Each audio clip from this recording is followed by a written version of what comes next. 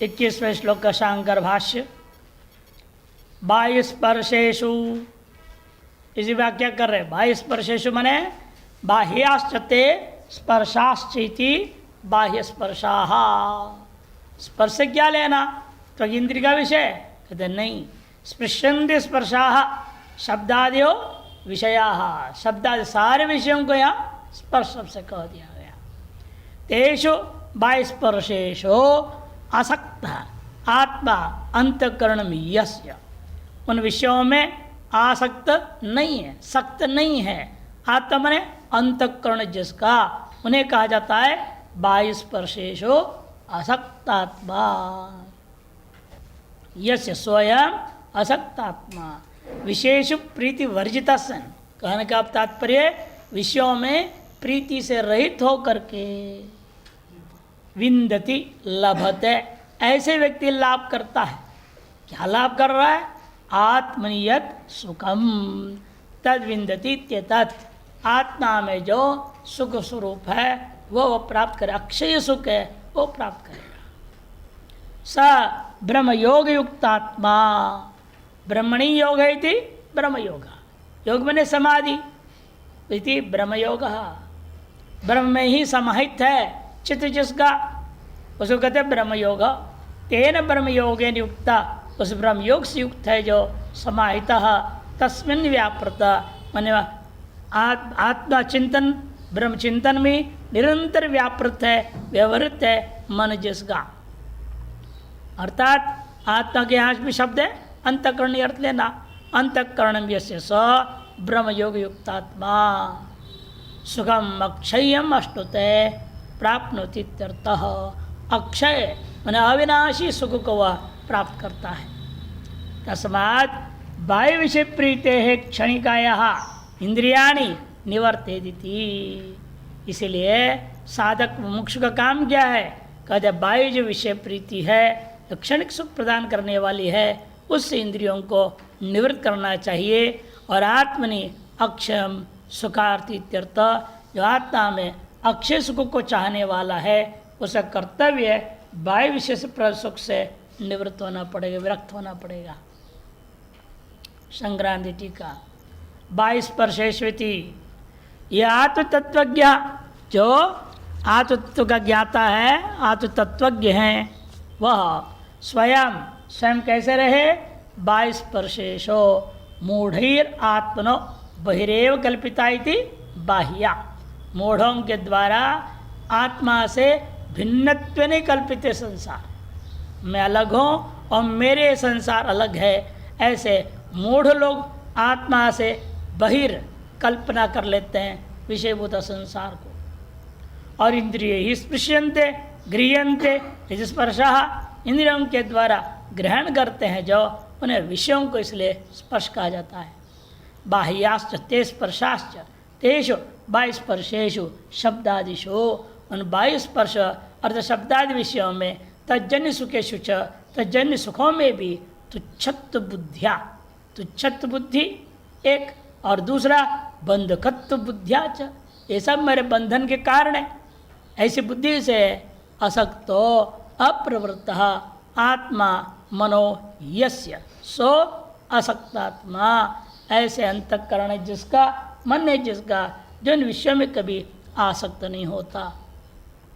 ऐसा होकर तीव्र वैराग्येण मनसा विषय ग्रहणम अकुर्वन्, तीव्र वैराग्य से मन के द्वारा विषयों को ग्रहण न करते हुए, गुहायां वा अन्यत्र रहस्य समाहितो, अपने अंतर्मुखी गुहा में या अन्यत्र कहीं भी एकांत रहस्य मने एकांत स्थान में समाहित चित्त वाला होकर भूतवा आत्मनि बुद्धियादि साक्षिणी, बुद्धियादि का भी जो साक्षी है, ऐसे इस आत्मा में प्रत्येगात्मा में ही सदा साक्षात्कार करता हुआ, उस आत्मा का साक्षात्कार करता हुआ, यत् सुखम आत्म साक्षात्कार संभूतम, आत्म साक्षात्कार से उत्पन्न होने वाला जो अक्षय सुख है उसको प्राप्त करता है।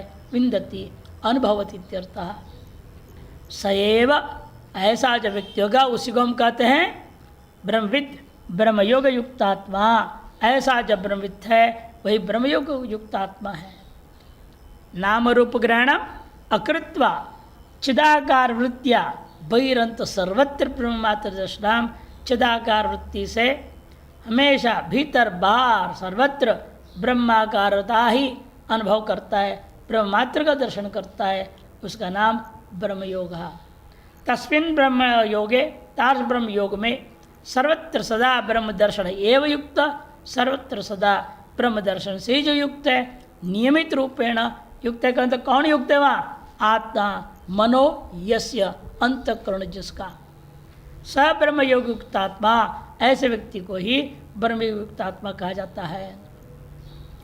ऐसा होकर सन वित्थान अव्युत्थान यो, जो वित्थान अवस्था हो चाहे अव्युत्थान अवस्था हो, दोनों ही अवस्थाओं में सदा सर्वत्र ब्रह्मैव आनंदैव रसम, सदा आनंदैव घन स्वरूप ब्रह्म को ही परिपूर्णम पश्यन, परिपूर्ण सा आत्मा का अनुभव करते हुए, ततो अधिकतरम अक्षयम सदा सर्वत्र आनंदैक रसस्य, उससे भी अधिकतर कोई अक्षय सदा सर्वदा आनंद, सर्वत्र आनंदैक रस का जो ब्रह्म का स्वरूप है, उससे भी अधिक अन्यत्र कहीं कुछ उसको नहीं दिखता है।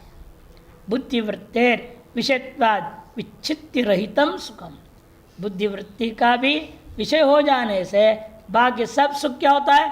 विच्छेद युक्त होता है, और ये बुद्धि तदाकार को ही प्राप्त हो गई, अतः विच्छेद रहित हो जाता है।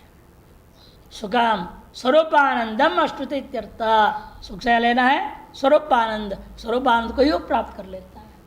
सर्वत्र ब्रह्ममात्र दर्शन परो ब्रह्म विद्यति ही, सर्वत्र ब्रह्मात्र को आत्मदर्शन करने के स्वभाव वाला ब्रह्म विद्यति है, सदा आनंदो भवति, सदा आनंद स्वरूप हो जाता है।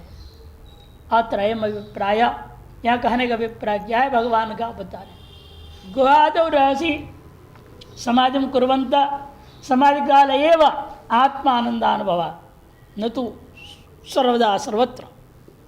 जो व्यक्ति गुहादि में एकांत जगहों में जाकर के यदि वह समाधि लगा के बैठा हुआ है, तो समाधि काल में ही वह आत्मानंद का अनुभव करेगा।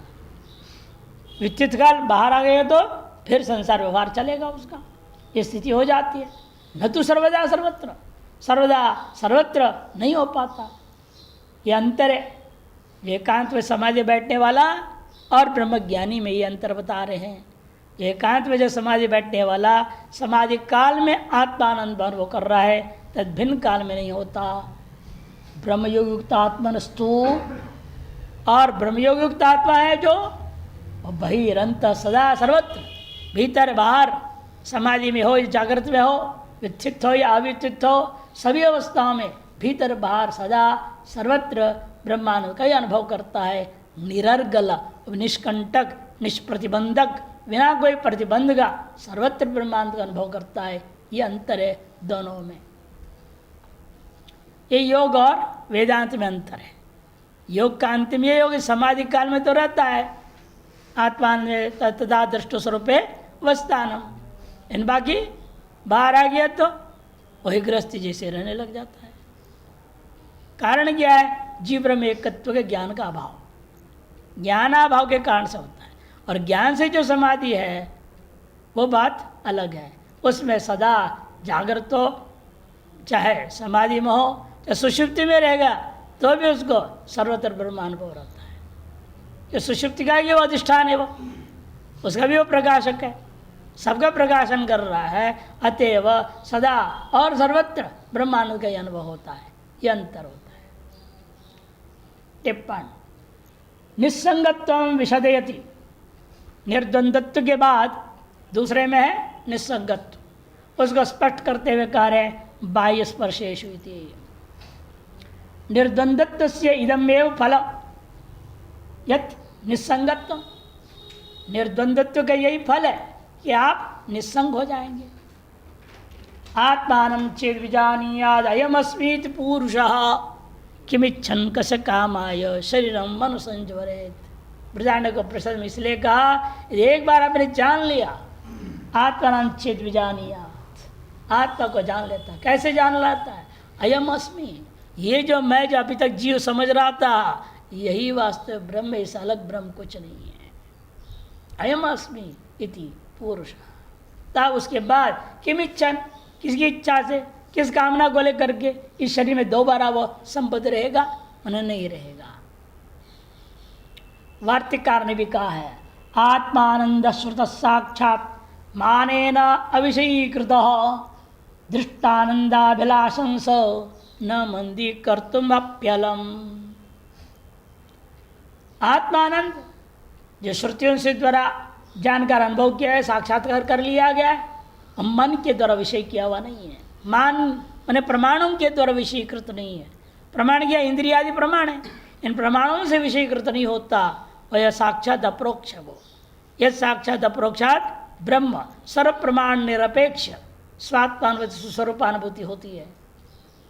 इसलिए कहा मानेन अविषयीकृत दृष्टानंद अभिलाषंस, दृष्ट पदार्थों के आनंद की अभिलाषाएं जो थी, वे कोई भी चीज़ उसको मंद करने में समर्थ नहीं हो सकते, क्योंकि पूर्ण आनंद है। बाकी जितने भी आनंद है उसके बूंद के बराबर है, वो उसको कहाँ से मंद कर देंगे।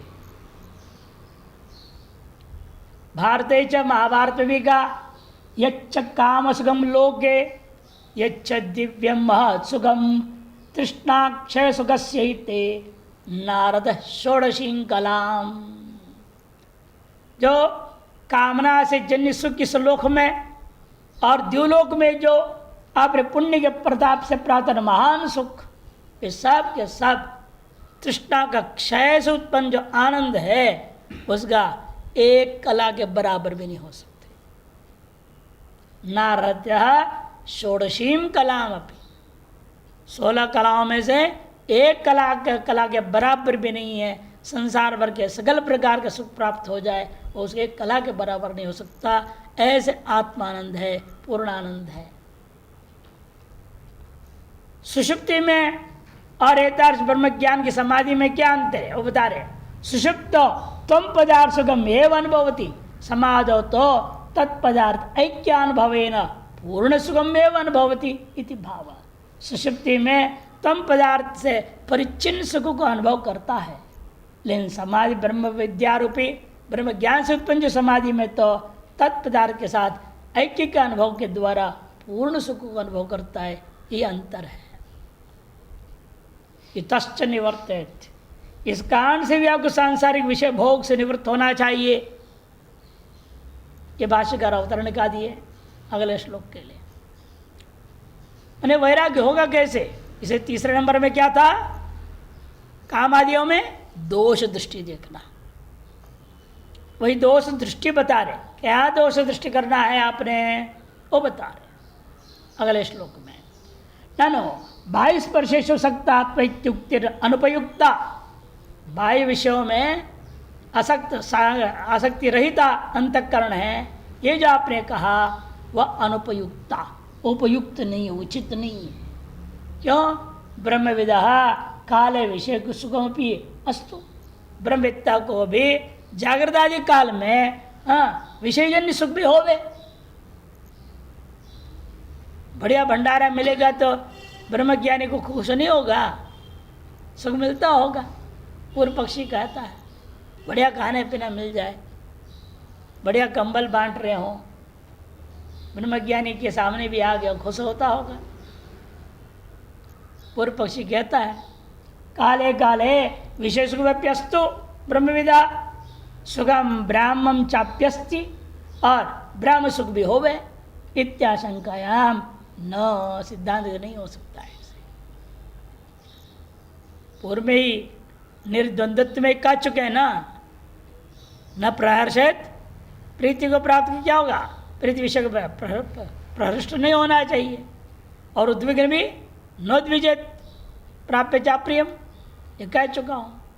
इसे सवाल नहीं उठता है ब्रह्मज्ञानी के सामने अच्छे से अच्छी चीज़ आ जाए और प्रसन्न होवे, बुरे से बुरी चीज़ आ जाए दुखी होवे, ये तो हो ही नहीं सकता। विषय सुख से आद्यंतवत्वेन, क्यों? ब्रह्मज्ञानी के दृष्टिकोण में क्या है? वो ये जानता है ये जो विषय सुख है आद्यंत वाला है, क्षणिक अनित्य। आगमापायनो अनित्यास तांस शिक्षस्व भारत, ये आने जाने वाला है, इसे क्या फर्क पड़ना है? 2 मिनट लगता नहीं, माला पहना दे उसके बाद उतार दो, क्या फायदा माला पहनने का? सुख परमानेंट रहेगा क्या माला? झूठे अहंकार करता आदमी, जो देखो मेरी सम्मान हुआ, माला पहना दिया, पूजा कर दिया। जो उत्तरकाशी के महात्मा थे, वो कहीं चले गए, कोई माला वाला पहना देता था, पूजा कर देते थे, तो आकर के कमरे में अपने जूता लेकर अपने को पीटते थे।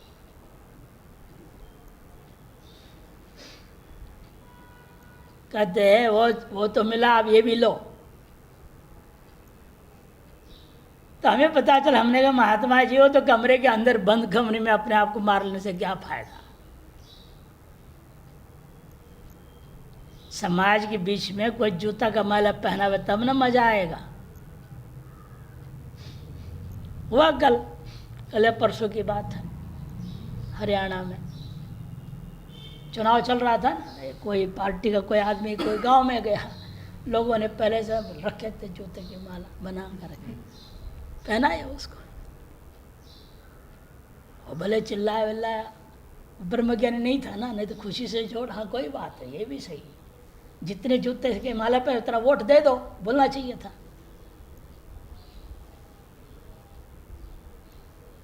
इसीलिए समाज के सामने को हो, तब कमरे के अंदर कुछ भी हो रहे, क्या फर्क पड़ना है उसमें?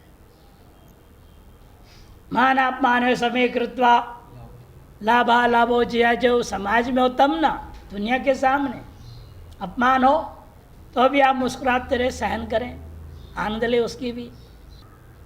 अपमान आनंद नहीं, मान आनंद होता है, तो अपमान आनंद भी हो, उसको भी आनंद रूप से देखो, तब तो ब्रह्मज्ञान की स्थिति मानी जाए। इसलिए कहते हैं विशेष सुख से आद्यंतवत्व, नहीं जान रहे सब आगमा पाई आद्यंत वाला है, दुखवत्वाद अल्पत्वाद तुच्छत्वाद, 3 चीज देख रहा है, ये दुख स्वरूप है, अल्प है और तुच्छ है। तत्रातु तत्वज्ञ प्रवर्तते न तत्रातु तत्वज्ञ प्रवर्तते, इसलिए ऐसे चीजों के प्रति आत्म तत्वज्ञ जो होता है वो कभी प्रवृत्त ही नहीं होगा। ये बात बताने के लिए अगला श्लोक आरंभ होता है, ये ही संस्पर्शजा भोगा दुःखयोनय एव ते आद्यन्तवन्तः कौन्तेय न तेषु रमते बुधः। ये ही संस्पर्शा भोगा दुःखयोनय एव ते आद्यन्तवन्तः कौन्तेय न तेषु रमते बुधः। बुधः विद्वान जो जानता है अच्छी तरह से, क्या जानता है? ये ही संस्पर्शा भोगा, जो संस्पर्श से जन्य विषय सुख जो होता है भोग, वे सब कैसा है? दुख के ही मूल कारण है, दुख योनि है वो, दुख के ही कारण है वो। लगता है सुख लेकिन देंगे अंत में दुख, ये वो जानता है। और ये भी जानता है ते आद्यंतवंत, ये आद्यंत वाला है, शुरू है तो समाप्ति हो जाने वाले हैं, विनाशी ही है। इसलिए तेषो बुधः न रमते, उनमें बुध विद्वान जो ब्रह्मज्ञानी रमण नहीं करता। हे कौन्तेय संबोधन है, ये करते यस्मात्, ये संस्पर्शजा विषेन्द्र संस्पर्शेभ्यो जाता भोगाः भुक्तयः, विषेन्द्र संपर्क से उत्पन्न होने वाले जितने भी क्षणिक सुख है भोग है, वे भुक्तियाँ वे कैसे हैं? दुःख योनयेव ते अविद्याकृतत्व, कैसा अविद्याकृत होने के नाते ये सब दुख के ही कारण ही है।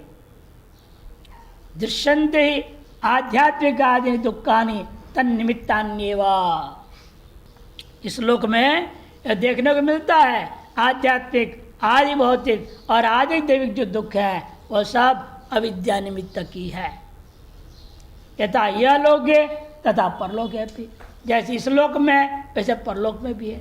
यदि गम्यते एव शब्दात, एव शब्द से भगवान ने संकेत कर दिया। जैसे इस लोक का सुख को आद्यंत वाला क्षणिक वगैरह मान रहे हो, अविद्याजन्य मानते हो, यो नहीं समझना स्वर्ग का सुख शाश्वत है, अविद्याजन्य नहीं है, ऐसा नहीं। जैसे यहाँ है वैसे वहाँ पर। इत्यय तथा अमूत्र उपनिषद भी कहता है, जैसे यहाँ है वैसे ऊपर के लोकों में भी जो सुख है वह क्षणिक होगा, दुख का कारण होगा। न संसार सुख से गंध मात्र प्यस्ति, इस संसार में सुख का लेश मात्र भी संभावना नहीं है। गंध मने लेश, किंचित अपि सुख की संभावना नहीं है यहाँ। इति बुद्ध्वा, यह जान करके विषय मृग दृष्टिकाया इंद्रियाणि निवर्तेत, विषय रूपी मृग दृष्टिकाओं से इंद्रियों को हटा देनी चाहिए। न केवलम दुख यो न एवं, यह केवल दुख युग के कारण ही नहीं है, किंतु आद्यंतवंतश्च आदिर विषयेंद्र संयोगो भोगानाम अंतश्च तद्वियोग। आदि क्या है? विषयों के साथ इंद्रियों के संयोग का नाम आदि, और जन्य जो सुख का अंत हो गया, भोग का अंत हो जाना, तद्वियोग एवं। अतः आद्यंतवंतो अनित्या मध्य क्षण भावित्व। कहने का मतलब आद्यंत वाले हैं का तात्पर्य अनित्य है, बीच में दिखाई दे रहे, पहले नहीं थे। आदवंते चेन्नास्ति वर्तमाने पे तत्था, पहले नहीं बाद में नहीं, इस बीच में कुछ क्षणों के लिए अनुभव मात्र में आते हैं। हे कौन्तेयो न तेषु रमते बुधो, इसीलिए तेषु भोगेशु, उन भोगों में ये जो बुध है विवेकी है। कैसा विवेकी है? अवगत परमार्थ तत्व। न तेषु रमते बुधो भोगेशु, बुध की व्याख्या विवेकी, विवेकी की व्याख्या और स्पष्ट करते लिख रहे अवगत परमार्थ तत्व, जिसने परमार्थ तत्व को सम्यक जान लिया है, अनुभव कर लिया है। अत्यंत मूढ़ा नाम एवं विशेष रति दृश्यता है, जो अत्यंत मूढ़ है उन्हीं लोगों में क्या देखने को मिलता है? विश्व में रति दिखाई देता है। यथा पशु प्रवृत्ति नाम, इसे पशु आदियों में देखने को मिलता है। ये ही थी संक्रांति टीका। ही मन यस्मात् कारणा, जिस कारण से संस्पर्शजा इंद्रियाणाम विषयाणांच संस्पर्श, इंद्रियों के और विषयों के जो संस्पर्श है, परस्पर संयोग हो, जो परस्पर संयोग है। तस्मादेव जायन्ते इति संस्पर्शजा, ये सब इसी उसी से ही उत्पन्न होते हैं, इसे इनका नाम संस्पर्शजा कह दिया गया। इंद्रियार्थ संपर्क संभाविता, कहने का अभिप्राय इंद्रिय विषयों का संबंध से संभावित जो भोगा, ये भोगा माने विषय सुखानी, ते वे सब कैसे हैं? आद्यंतवंत, उत्पत्ति विनाशवंत, उत्पत्ति विनाश वाले। अतएव अनित्य क्षणिका इत्यर्थ, इसलिए अनित्य है अर्थात क्षणिक है, इसका तात्पर्य हुआ। संस्पर्श जायते जन्यत्व हेतुना एव अनित्यत्व सिद्धे। संस्पर्श जा है ना जन्य, जन्य का मतलब ये अनित्य होता ही है, उससे अनित्य तो निश्चय हो गया, जो जन्य विनाशी है। जायते अनंत में क्या होता है? विनश्यति। जायते अस्ति वर्धते प्रणवते पक्षीयते विनश्यति, षड भाविकार है। जो भी जन्मा है वो तो मरना ही है, उसका नाश होना ही है। तो फिर जब तय है संस्पर्श जा में जन्यत्व के हेतु से ही अनित्यत्व सिद्ध हो गया, फिर दोबारा विषय करने क्या जरूरत थी? पुनराद्यंतवंती थी, पुनराद्यंती वचनम निरर्थकम इति न मंतव्यम, निरर्थक ऐसे आशंका न करें। क्यों? तार्किक प्रध्वंसा भाव से जन्यत्व नित्यत्व च अंगीकृतम। तार्किक लोग क्या मानते हैं? प्रध्वंसा भाव को जन्य होते हुए भी नित्य रहेगा। एक बार जिसका ध्वंस हो गया उसका पुनर्ध्वंस संभव नहीं। घट नष्ट हो गया, अब घट ध्वंस को फिर ध्वंस करोगे क्या? ध्वंस का ध्वंस नहीं होता, अतः ध्वंस क्या हो गया? नित्य, ऐसा उनके मत में है। उसमें अतिव्याप्ति निवारण करने के लिए आद्यंतवंता कहना पड़ा। प्रध्वंसा भाव से जन्यत्व से नित्यत्व अंगीकृतम, मीमांसकैरपि, मीमांसक भी चातुर्मास सृष्टिजन्य सुख को अक्षय माने हुए हैं, उसका खंडन करना था। अक्षयम भवै चातुर्मास याजन सुकृतमिति तज्जन्य सुखस्यापि अक्षयत्वम रूढ़ीकृतम। इस प्रकार से चातुर्मास सृष्टि से जन्य जो सुख है उसको अक्षयत्व स्वीकार किए हैं। तन निरसितुम आद्यंतवंत इत्युक्तम, उन पक्षों का निराश करने के लिए, खंडन करने के लिए आद्यंतवंत शब्द प्रयोग किया गया। तेन विषय सुखस्य क्षणिकत्वम अल्पत्वंच, इस प्रकार से विषय सुख का क्षणिकत्व और अल्पत्व ये दोनों ही सिद्ध हो गया। प्रत्यक्षादि प्रमाण सिद्धम, यह प्रत्यक्षादि प्रमाण से ही सिद्ध है। विषेन्द्र संयोगात पूर्व तद्वियोगात पश्चात सुखादर्शनात्, के विषेन्द्र संयोग से पहले और उनका वियोग के बाद में यह सुख नहीं देखने को मिलता है। ये आद्यंतवंत भोगा, इस प्रकार जो आद्यंत वाले भोग हैं ते दुख योनयो दुख हेतवेव भवन्ति, दुख के कारण हो जाएंगे। स्वकारण नाशे स्वनाशे स्वकारण सिद्धौ स्वसिद्धौ च यस्मात् दुखम एव प्रयच्छन्ति। चार प्रकार से दुख दे सकते हैं। या तो स्वकारण का नाश हो जाए, भाई इंद्रिय विषय से जन्य सुख का कारण क्या है? विषय, इंद्रिय विषय का संबंध से सुख पैदा हुआ, और सुख के प्रति कारण कौन होगा? इंद्रिय और विषय। अब विषय नष्ट हो जाए, या जिस इंद्रिय से विषय भोग कर दे इंद्रिय नष्ट हो गया, अब क्या करोगे? एक आदमी अपनी शादी की बहुत सुंदर पत्नी को ले आया, सुबह दोपहर शाम रात दिन भर कई बार देखते रहता था, बड़ा सुख अनुभव होता था उसको चेचक की बीमारी हो गई, स्मॉल पॉक्स होता है, उस आंख चले गए, अंधा हो गया। अब अंधा का देख ले पत्नी को, सुख पावे। ये इंद्रिय नष्ट हो जाए तो भी वो सुख गया, विषय नष्ट हो जाए तो भी सुख गया। इसलिए सुख के कारण का नाश से स्व कारण नाशे अथवा स्वनाशे व स्व का नाश विषय का नाश हो जाए, अथवा स्व कारण के असिद्ध हो स्वसिद्धो च, यह कारण ही असिद्ध हो गया अथवा वस्तु भी असिद्ध हो जाएगा तो सुख नहीं मिलेगा। यस्मात् दुखम एव पृच्छति, जिसे दुख को ही प्राप्त करता है, तइदम सर्वलोक प्रसिद्धम, यह बात सर्वलोक प्रसिद्ध है। तस्मात् विषय सुख से सापेक्षत्वम क्षणिकत्वम अल्पत्वम दुखदत्वं च विज्ञाय, इसलिए विषय सुखों में चार चीज ध्यान रखना। एक तो वह सापेक्ष है, दूसरा क्षणिक है, तीसरा क्षुद्र है, चौथा दुख देने वाला है। ये दोष देख करके विषय सुखों से हटना चाहिए। विज्ञाय बुधो भ्रमित तेषु विषय सुखेषु न रमते रतिम न करोति, यह जानता हुआ बुध जो भ्रमित विवेकी उन विषय सुखों में से भ्रमण नहीं करता। भुक्ति दशा स्वयं स्वदृष्टिया ब्रह्मांडामृत रसम एव पिबति न बाह्यम अनुसंधति। विषय भोग हो रहा है, बढ़िया भोजन आदि मिला, खा रहा है उस समय भी, लेकिन वह उस विषय का सुख नहीं अनुभव करता। भुक्ति दशाएं में भी स्वयं स्वदृष्टिया ब्रह्मानंद अमृत रस को वह अनुभव करता है। न बाह्यम अनुसंधत्ते, बाह्य का अनुसंधान वह नहीं करता इत्यर्थः। कामेशु दोष दर्शनम आहा, यही इत्यादि ना, काम्य पदार्थों में दोष दर्शन यही तीसरा है। निर्द्वंद्वत निसंगत और काम्य में दोष दर्शन।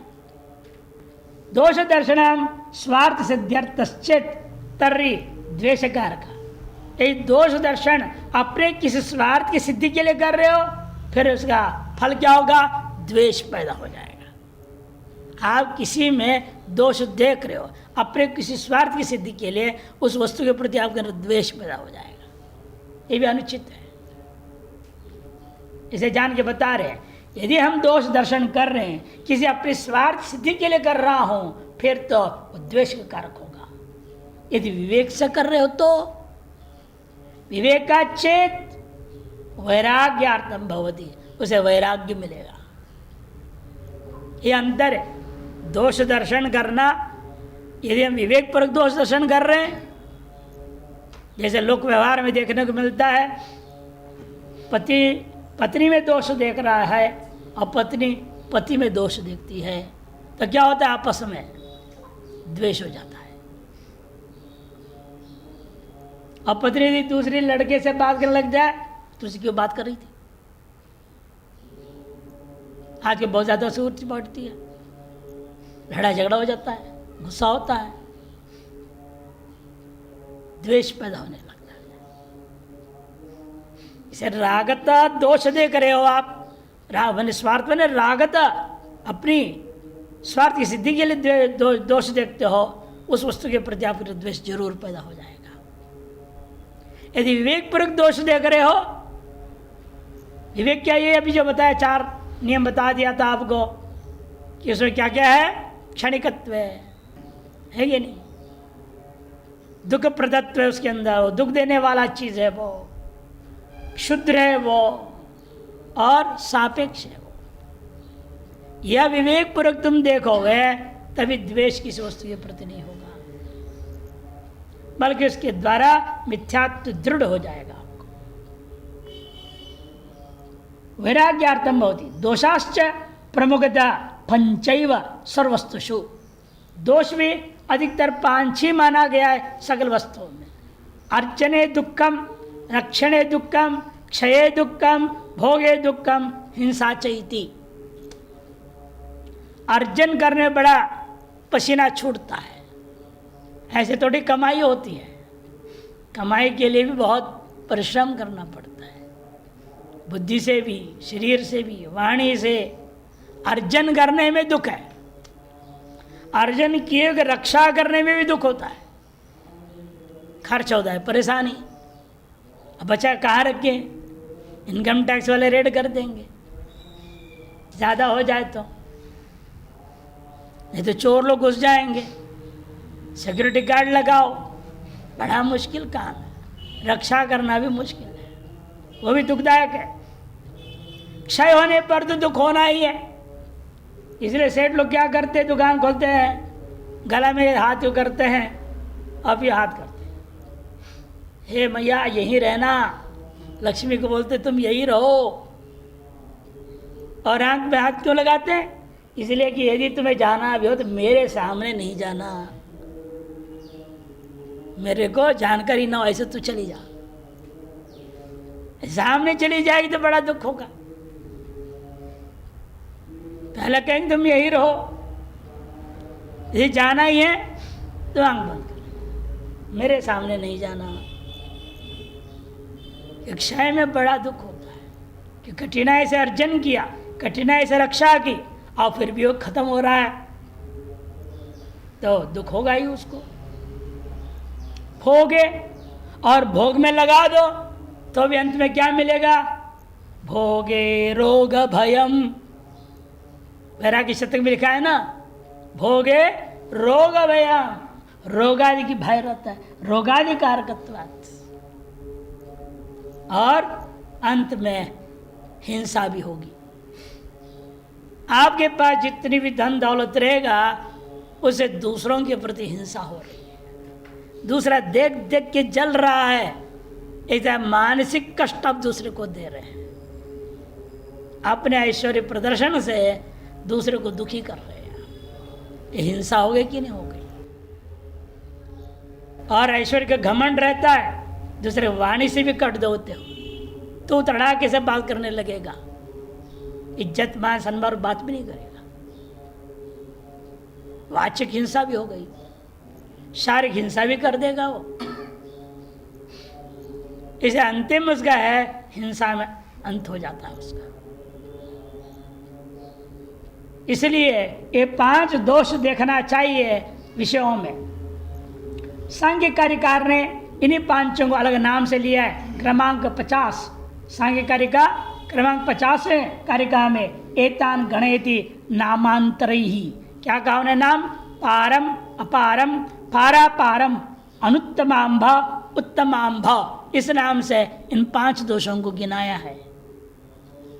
एवकारेण परलोके भी भोगा दुख योनयेव इति निर्धार्यते। दुख योनय एवते, एवकार जो कहा गया है यह बात को बताने के लिए है कि परलोक में भी सकल भोग दुख के कारण होते हैं। खत्म।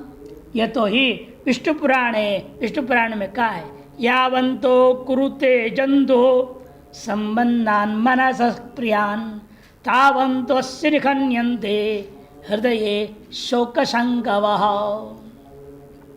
जितना ये जीव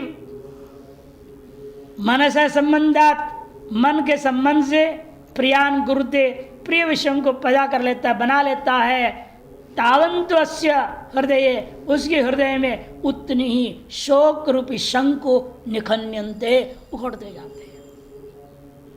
शंको मने कील, अंदर में कील के जैसे चुभने का दर्द है वैसे दर्द होने लगता है, कष्ट होता है, कहने का अभिप्राय दुख होता है। योग सूत्र सूचा, योग सूत्रकार ने भी क्या कहा, विवेकी के लिए सब कुछ दुख रूप ही है। परिणामताप संस्कार दुख गुण वृत्ति विरोधाच दुखमेव सर्वम विवेकिनः, योग सूत्र है। योग वासिष्ठ में भी कहा गया संपद प्रमदाश्चैव तरंगोत्संग भंगुरः कस्तासु अयिफणाच्छत्र छायासु रमते बुधः। योग वासिष्ठ में कहा संपत्ति और प्रमदा माने सुंदर कन्याएं, प्रमदा कहते स्त्री को, माने कामिनी और कांचन। रामकृष्ण परमहंस जी की भाषा में क्या है, कामिनी और कांचन।